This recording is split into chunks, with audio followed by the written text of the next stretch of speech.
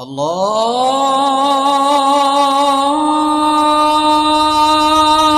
अकबर, अल्लाहु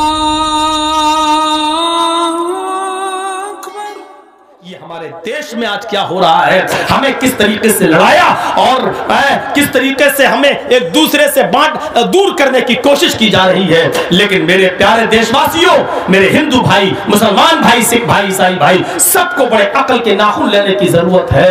वो धर्म ही नहीं जो लड़ाए, धर्म तो जोड़ने का काम करता है, लड़ाने का काम नहीं करता। हमें अपनी मोहब्बत को बरकरार रखना है, इस देश की इज्जत और असमत को बचाना है। ये मत सोचो कि ये देशभक्त हैं, यही देश बचाए, नहीं, ये देश नहीं बचाएंगे। दावा है देशभक्त होने का, लेकिन नहीं बचाएंगे देश।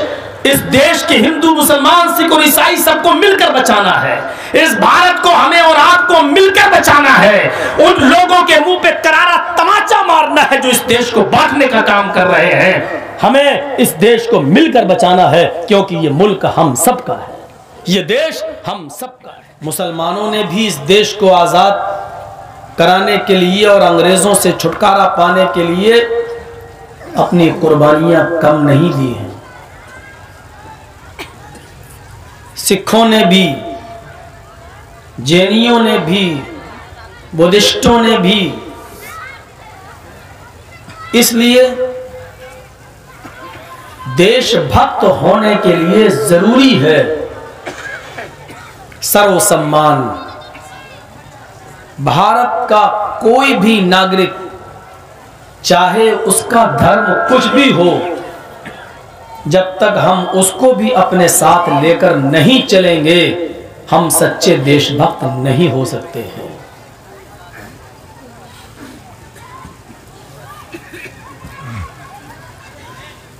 मेरे भाइयों, इस वक्त मीडिया का भी जो रोल सामने आ रहा है, वो हमारी और आपकी आंखों के सामने है। कल भी आपने एक चैनल देखा होगा, मैं नाम नहीं लेना चाहता हूं, उसने शाम को 8 बजे से लेकर 9 बजे तक पूरा मुझे दिखाया। नेशनल चैनल है, मेरी किशनगंज की, मेरी कलियाचक बंगाल की और बिहार के अतराफो अकनाफ में होने वाले जलसों की मुख्तलिफ जगहों की कटिंग लेकर, तोड़ मरोड़ कर उस चैनल ने मुझे दिखाया। और दिखाने का मकसद सिर्फ ये था कि सिर्फ उस चैनल ने इतना ही नहीं कहा कि ये आतंकवादी है, देशद्रोही है, और सब कुछ कह दिया। जब हालात हमारे देश के चैनलों के और मीडिया के इस हद तक गिर जाएं, तो फिर ये सोचने की बात है।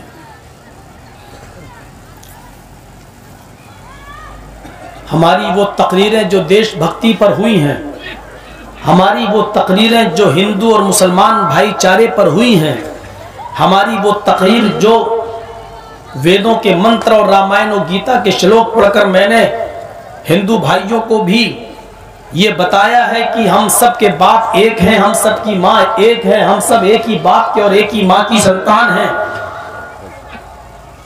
हम सब आपस में भाई भाई हैं। उस चैनल को हमारी वो तकरीरें क्यों नहीं दिखाई दे रही हैं? उसकी वजह सिर्फ ये है कि उस चैनल को वो चीजें दिखाने के लिए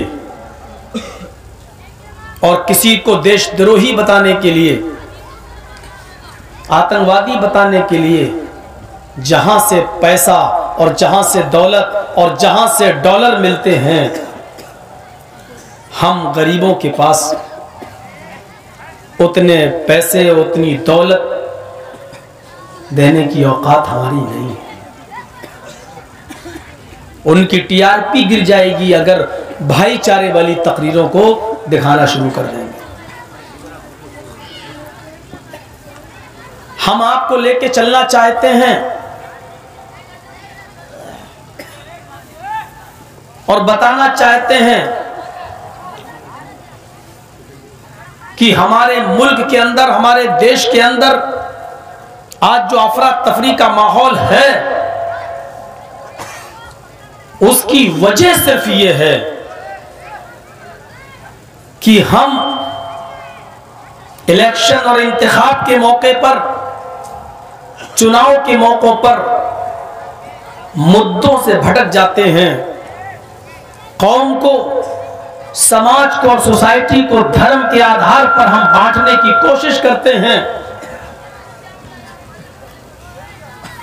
और इंसाफ का चश्मा हम उतार देते हैं। कोई सख्त बयान आपके जहन के मुताबिक देश के लिए खतरा बन सकता है,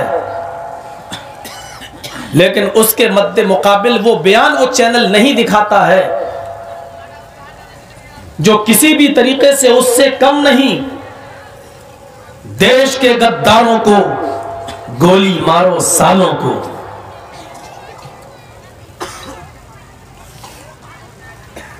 फिर टेली करते वक्त इस चीज को भी सामने क्यों नहीं लाया जाता है? सिर्फ इसलिए कि वो थोड़ा सा हार्ड और सख्त बयान देने वाला एक दाढ़ी वाला है, एक मुसलमान है, इसलिए देशद्रोही उसको कहा जा सकता है, आतंकवादी। लेकिन चूंकि इनके ऊपर बॉस का हाथ है, नाम नहीं लूंगा, मुझे माफ कीजिएगा, और आप इतने बेवकूफ नहीं हो कि आप समझ ना पाओ। वो इसलिए देशद्रोही नहीं है क्योंकि बॉस का हाथ है। निर्भया रेप केस के गुनाहगारों को फांसी के तख्ते पर लटकाया जाएगा, आज नहीं तो कल। लेकिन उन्नाव में होने वाला रेप और वो रेप पीड़िता जिसने कौमे में रहकर अपनी जान दे दी, जिसके मां बाप तक को मार डाला गया, उस रेप के आरोपी को फांसी नहीं दी जा सकती क्योंकि बॉस का हाथ है। जब तक अदल और इंसाफ का एक पैमाना कायम नहीं होगा, तब तक हम इस देश के अंदर शांति की आशा और शांति की उम्मीद कैसे रख सकते हैं?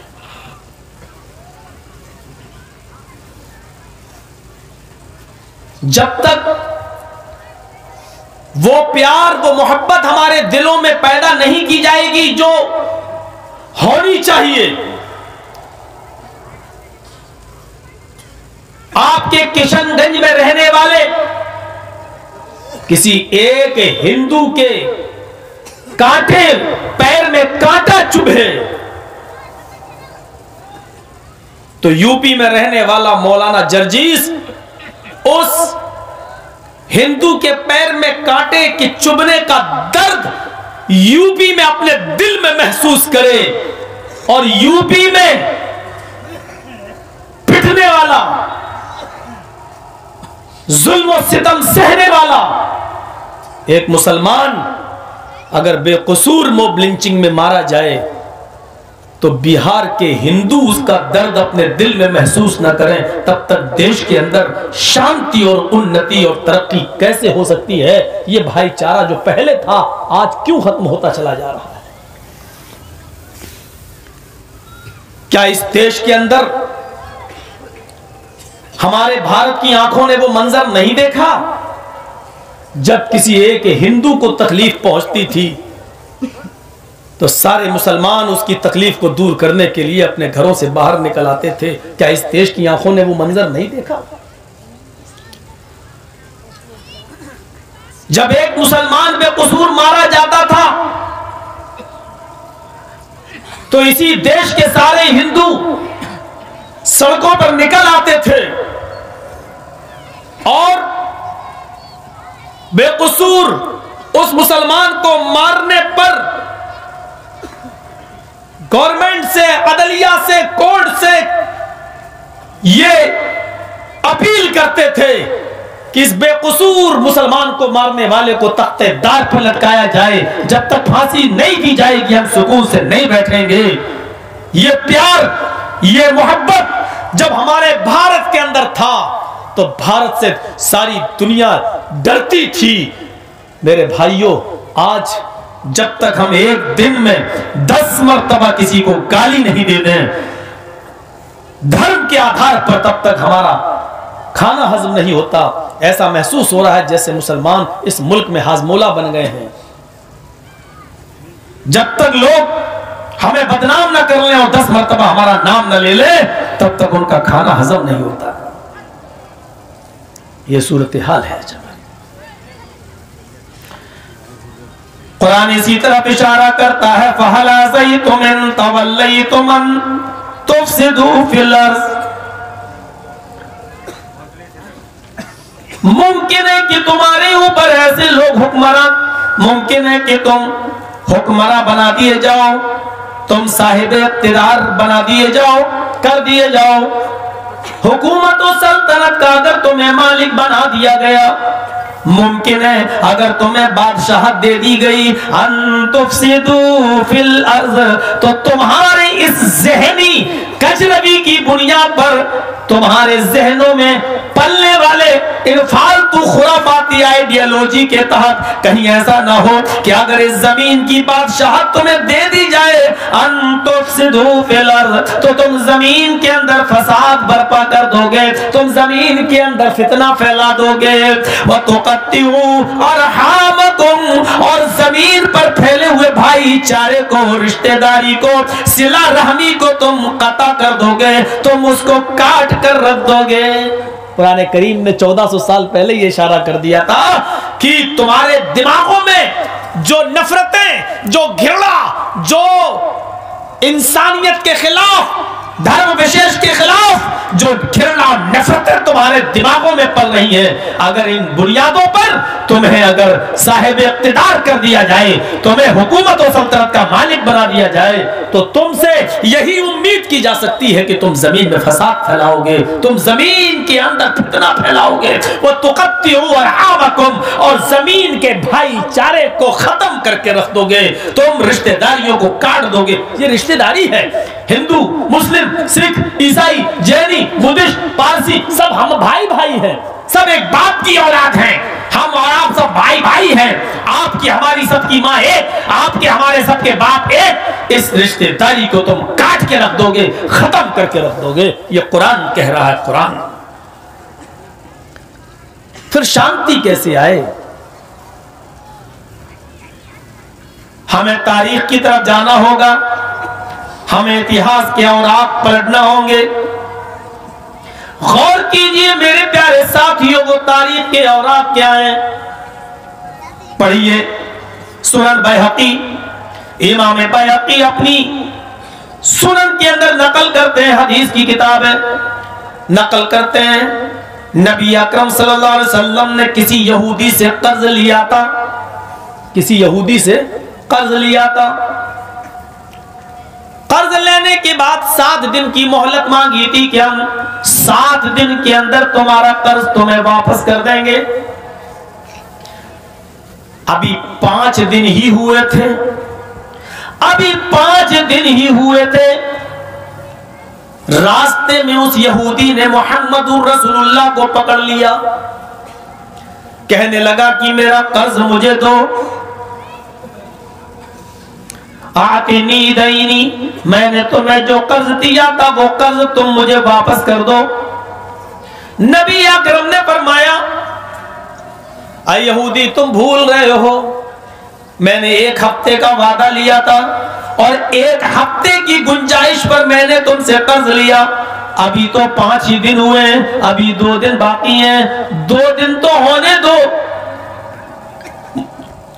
मुतय्यन तायुन जो था वो तो होने दो, 7 दिन से 8वां दिन नहीं होगा। 1 हफ्ते की मोहलत हमने मांगी थी, 1 हफ्ता तो होने दो, उससे पहले दे देंगे हम। उसने कहा नहीं, मुझे आज ही जरूरत है और मैं आज ही लूंगा। तसव्वुर कीजिए, ये बात वो मदीने की सरजमीन पर बोल रहा है और मदीने में जनाबे मोहम्मदुर रसूलुल्लाह का पावर है, आपकी चलती है। आपके इशारे पर सहाबा मारने और मरने के लिए तैयार रहते हैं। जानिसार सहाबा है, मदीने के मालिक जनाबे मोहम्मदुर रसूलुल्लाह है और मदीने की उस बस्ती के अंदर यानी हुकूमत मेरी है, हुक्मरां भी हम हैं, साहिब इक़्तिदार भी हम हैं। और हम ही से एक यहूदी ये कह रहा है कि मेरा कर्ज दो, और वो भी वक्त से पहले अपना कर्ज मांग रहा है। नबी अकरम ने कहा आज तो मेरे पास नहीं है। उसने कहा जब तक तुम मेरा कर्ज नहीं दे दोगे मैं तुम्हें यहां से जाने नहीं दूंगा। जब तक मेरा कर्ज तुम नहीं दे दोगे तब तक मैं तुम्हें यहां से उठने नहीं दूंगा। अल्लाह के नबी फरमाते हैं ये तुम्हारी मर्जी, लेकिन कर्ज तो नहीं है अभी देने के लिए मेरे पास। बैठ गए, सहाबा आते गए, आपको उठाने की कोशिश की, चलिए यहूदी पर बिगड़ने की कोशिश की कि तुम इतना जुल्म कैसे कर सकते हो हमारे नबी पर। अल्लाह के नबी ने फरमाया नहीं, ये मेरा और इसका मामला है, हम दोनों के मामले में तुम बीच में मत बोलो। देख रहे हैं आप, यहां अगर हम किसी पार्टी से जुड़े हैं और हमने कुछ गलत बात कह दी तो पूरी पार्टी मेरा सपोर्ट करेगी, नहीं, ये पूरी पार्टी का मामला तुम्हारा मामला नहीं है। नबी अकरम को ताकत मिल रही थी साहबा से, बिठा के दिखा मेरे नबी को, तुम इतनी हिम्मत हमारे नबी को यहां कहोगे। लेकिन आपने क्या कहा, नहीं ये मेरा और इसका मामला है, तुम जाओ। किसी को उस यहूदी से उलझने नहीं दिया। देख रहे अमनो अमान, शांति। यहूदी है, सहाबा की तादाद अच्छी खासी, चाहते तो बांध देते, चाहते तो पेड़ से दरख्त से बांधकर उसको एक एक डंडा मार के खत्म कर देते, मोब लिंचिंग कर सकते थे, सब कुछ है सहाबा के हाथ में। लेकिन नबी अकरम का फरमान क्या, मेरा और उसका मामला है, जाने दो। ज़ुहर की अजान का वक्त होता है, आप उस यहूदी से कहते हैं क्या मैं नमाज पढ़ने के लिए मस्जिद में जा सकता हूं, नमाज के बाद आ जाऊं फिर इसी जगह बैठ जाऊं। उसने कहा नहीं। इमाम बैहक़ी अपनी सुनन में नकल करते हैं कि आपने ज़ुहर की नमाज उसी जगह पर पढ़ी, असर में भी नहीं जाने दिया, असर की नमाज भी आपने उसी जगह पर पढ़ी, मगरिब में भी उसने नहीं जाने दिया, मगरिब की नमाज भी आपने उसी जगह पर पढ़ी, इशा में भी उसने नहीं जाने दिया, इशा की नमाज भी आपने उसी जगह पर पढ़ी। गौर करो, सुबह से शाम हो गई, कितने सहाबा इकट्ठे हो गए होंगे। अभी कोई आदमी रास्ते में मौलाना जर्जीस को रोक ले, 10 मिनट के अंदर पूरे किशनगंज में आग की तरह खबर फैल जाएगी, भीड़ लग जाएगी, इज़्तिहाम लग जाएगा। कुछ हमारा फेवर करेंगे, कुछ उन लोग का फेवर करेंगे। वहां भी सहाबा को जैसे जैसे पता चलता गया, आते गए, नबी की मुदाफियत करते गए, सब रुके हुए। उस यहूदी के ऊपर कोई हाथ नहीं उठाता, क्योंकि सबको जनाबे मोहम्मद रसूलुल्लाह ने रोक रखा है। तुम में से कोई इस यहूदी पर हाथ नहीं उठाएगा, हमारा और इसका मामला है।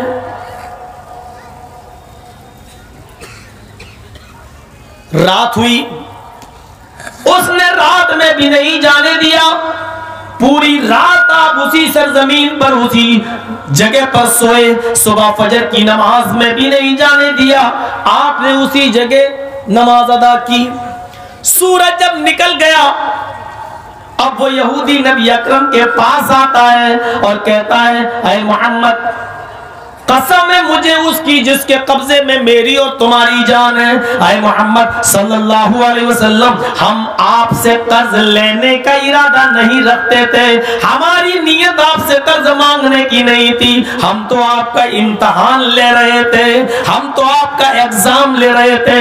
हमने कल ही अपनी किताब तौरात में ये पढ़ा था, आखिरी नबी बड़ा हलीम होगा, बड़ा बुर्दुबार होगा, उस पर जितना भी गुस्सा करोगे उसको गुस्सा नहीं आएगा, उसकी पेशानी पर शिकन नहीं आएगी, उसको कितना भी गुस्से में बोलोगे उसकी पेशानी पर गुस्सा नहीं आएगा, वो बड़े अखलाक से पेश आएगा। हम यही अखलाक आपका देखना चाहते थे कि आपके अंदर ये अखलाक है या नहीं, आपके अंदर ये किरदार है या नहीं, हम आपको देखना चाहते थे। मुझे देखना था हमने अपनी किताब में जो पढ़ा था वो सिफत आपके अंदर पाई जाती है या नहीं। नबी अकरम सल्लल्लाहु अलैहि वसल्लम मुस्कुराते हैं और उस यहूदी से सवाल करते हैं, कैफ वजदतनाती, तूने मेरी सिफत कैसी पाई, कैसा पाया तूने मुझे, जब तुम कह रहे हो मैंने अपनी किताब यानी तौरात में ये पढ़ा, तो बताओ तुमने अपनी किताब के मुताबिक मुझे कैसा पाया। जानते हो उस आदमी ने, उस यहूदी ने क्या जवाब दिया? कहा, अल्लाह के नबी, मेरी किताब में आपके जो अखलाक बताए गए वो बहुत कम, आप उससे भी ज्यादा बढ़कर साबित हुए। आप हमारी किताब तौरात के बताए हुए अखलाक से भी मजीद बढ़कर आप साबित हुए। फिर आपने फरमाया, मा मनाका अयमनाका इस्लाम, फिर तुझे कौन सी चीज रोके हुए कि तू इस्लाम कबूल नहीं कर रहा है, फिर तू मेरी शरीयत पर अमल नहीं कर रहा है। यानी जब तूने अपनी किताब के मुताबिक पूरा पूरा पाया तो फिर तू इस्लाम क्यों नहीं लाता? उसने कहा, हाथी यदका उबायका अल इस्लाम, है अल्लाह के नबी मैं नहीं रुका, आप रोके हुए हैं मुझे इस्लाम कबूल करने से।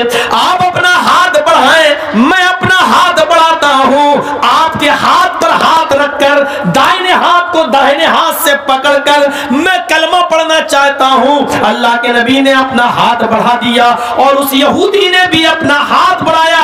यहूदी के दाहिने हाथ में मुहम्मदुर रसूलुल्लाह का दाहिना हाथ आ गया। उस यहूदी ने कलमा पढ़ा, अशहदु अल्ला इलाहा इल्लल्लाह व अशहदु अन्ना मुहम्मदन अब्दुहु व रसूलुहु। मदीने के अंदर ये अमन ये इसलिए कायम रहा क्योंकि मुहम्मदुर रसूलुल्लाह ने उस यहूदी, एक यहूदी की जान को भी खतरे में देखा तो उसकी भी आपने हिफाजत फरमाई कि कहीं मेरे सहाबा इस पर टूट ना पड़े। ये हुक्मरा का, ये हाकिम का, ये हाकिम वक्त का, ये बादशाह का, ये उस मुल्क के वजीर आजम और प्रधानमंत्री का सबसे बड़ा ये अधिकार होता है, ये उसकी जिम्मेदारी बनती है कि एक आदमी पर ही उसकी हिफाजत की जिम्मेदारी उस हुक्मरान के ऊपर आयद होती है। और ये हिफाजत करके जनाब मुहम्मदुर रसूलुल्लाह ने साबित कर दिया और दिखा दिया कि देखो वो भी मौत के चंगुल में था, मेरे सहाबा एक इशारे के मोहताज थे, उसकी गर्दन को तन से जुदा कर सकते थे, लेकिन नहीं, इस्लाम अमन व अमान की दावत देता है, इस्लाम शांति की दावत देता है। उस मदीने के अंदर जो इस्लामी रियासत हुकूमत होने के बावजूद अल्लाह के रसूल ने उस यहूदी के जान और माल की हिफाजत की है और इसका नतीजा यह निकला कि उसका दिल गर्विदा हो गया और फिर वो उसी हुकूमत से जुड़ गया और उसी हुक्मरान से उसने अपने ईमान को जोड़ लिया। मेरे प्यारे साथियों, तसव्वुर कीजिए हमें और आपको ये हमारे देश में आज क्या हो रहा है, हमें किस तरीके से लड़ाया और किस तरीके से हमें एक दूसरे से दूर करने की कोशिश की जा रही है। लेकिन मेरे प्यारे देशवासियों, मेरे हिंदू भाई, मुसलमान भाई, सिख भाई, ईसाई भाई, सबको बड़े अकल के नाखून लेने की जरूरत है। वो धर्म ही नहीं जो लड़ाए, धर्म तो जोड़ने का काम करता है, लड़ाने का काम नहीं करता। हमें अपनी मोहब्बत को बरकरार रखना है, इस देश की इज्जत और असमत को बचाना है ये मत सोचो कि ये देशभक्त हैं, यही देश बचाए, नहीं, ये देश नहीं बचाएंगे। दावा है देशभक्त होने का, लेकिन नहीं बचाएंगे देश।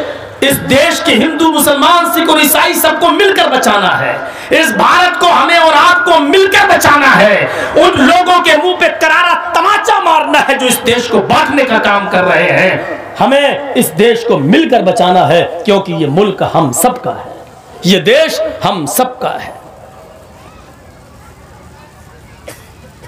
देख रहे हैं इस वक्त दिल्ली के हालात क्या हैं। एक चिंगारी लगाने की जरूरत है। 8 तारीख को इलेक्शन